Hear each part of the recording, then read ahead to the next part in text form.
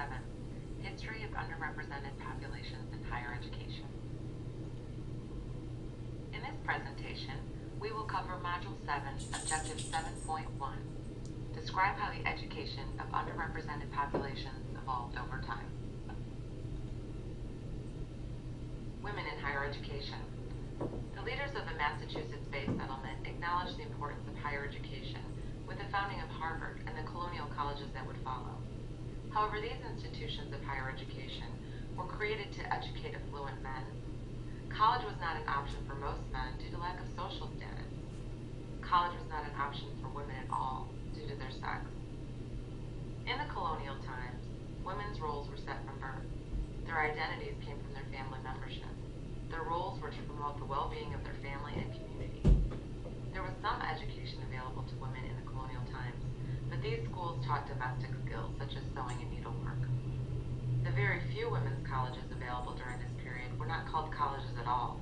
They were called seminaries or academies, and they provided liberal arts and practical training, enabling some graduates to establish careers, pursue social services and activism, and sometimes to combine one or both of these with the more common role of homemaker. The need to educate women.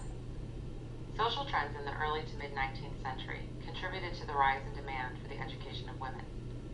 It was assumed that a woman's place was in the home. A major part of being in the home was child rearing, which included imparting civic virtue and knowledge. There was an increased realization that there was a need for educated citizens. To meet this need, mothers would need to be more educated to teach their children. In addition, the women's rights movement, which had gained momentum because of the anti-slavery movement, was a major influence in the founding of women's colleges. Women leaders called attention to their status as second-class citizens. They naturally looked to education as a means of attaining the political and legal goals of equality. The colleges and universities for young men were obvious comparisons. Women reformers interested in educational equality wanted similar institutions for women.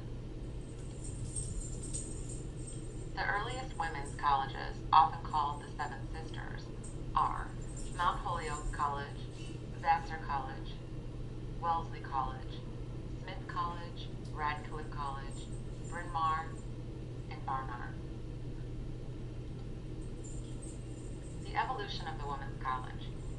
Women's colleges were founded to provide access to higher education. They have evolved into addressing the need of equality in education. After the Morrill Land Grant Act, co-curricular education became the norm in the Midwest and the West. During the 1960s and 70s, there was a national shift towards co-education, and women's colleges saw a decline. Many colleges needed to close their doors, and the remaining colleges needed to redefine their mission. Women's colleges today promote their benefits of providing leadership, academic, and intellectual role models where women can be taken seriously in academia. African Americans in higher education. Slavery and segregation restricted education access for African Americans. Prior to emancipation, slaves were not taught to read or write. In some places, it was a criminal offense to teach a slave to read or write. Literacy was scarce during slavery, but it was not unknown. About 10% of Southern blacks in the South had some degree of literacy in 1865. After the Civil War ended, former slaves wanted literacy quickly and for as many people as possible. Education was viewed as the key that would open their door. During Reconstruction, many came to the South to teach. Literacy rates increased dramatically. It was during this time that most black colleges were founded. Historically black colleges and universities today. Black students attending HBCUs tend to come from families lower on the socioeconomic scale than other institutions, and they're likely to be younger and unmarried. Currently, historically black colleges and universities are battling a number of challenges, including declining enrollment numbers and lower than average graduation and retention rates.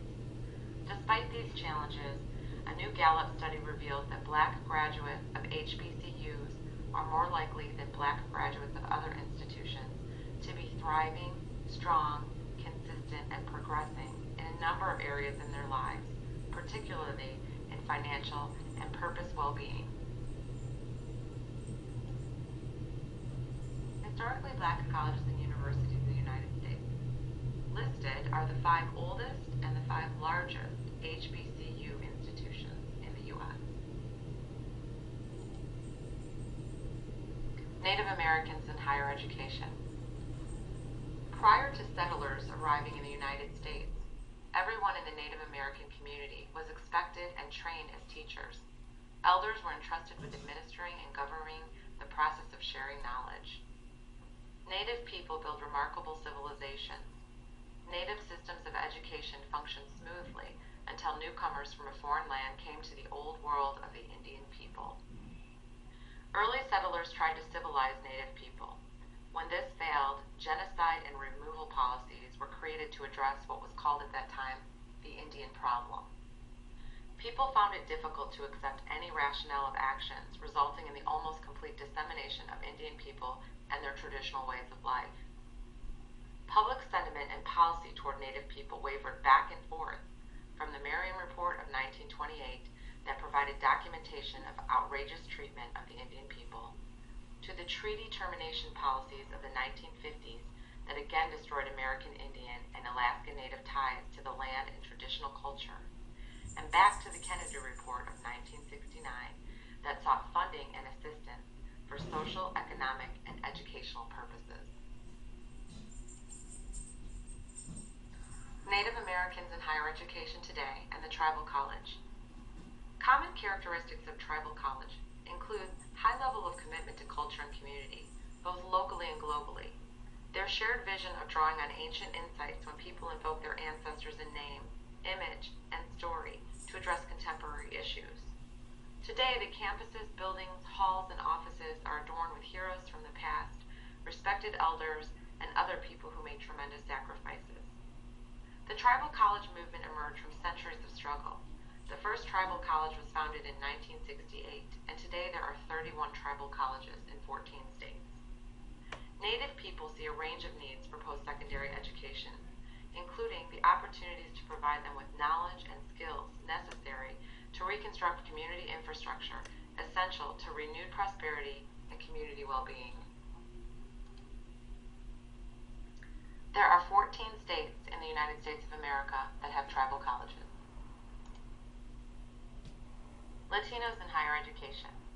Although Latinos have participated in American higher education since the end of the U.S.-Mexican War in 1848, there is very little documented history. Latinos have been considered an invisible minority and only in recent decades have received their well-deserved attention. Until past post-World War II era, Mexican Americans in the Southwest, where most lived at that point in our history, often were blocked from attending school beyond the 8th grade. They attended segregated Mexican schools and were expected to persist to high school in a white high school.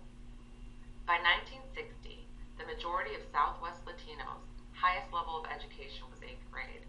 Latinos made up less than 6% of the first-year college students in Southwestern higher education during that time frame. Research barriers prior to the 1970s. It is difficult to research Latinos in higher education because of their previous invisibility from the government and record keeping. 1970 was the first year that Latinos were included in the U.S. Census. Prior to the Civil Rights Movement, it was difficult to document inequalities. The Higher Education Act of 1965 helped Latinos in gaining access to higher education through Title III. However, the main focus was on historically Black colleges and universities, not Latinos in higher education. After seeing improvements for HBCUs, Latino community activists created a network of Hispanic-centered colleges with assistance from charitable foundations. Today, there are 435 Hispanic-serving institutions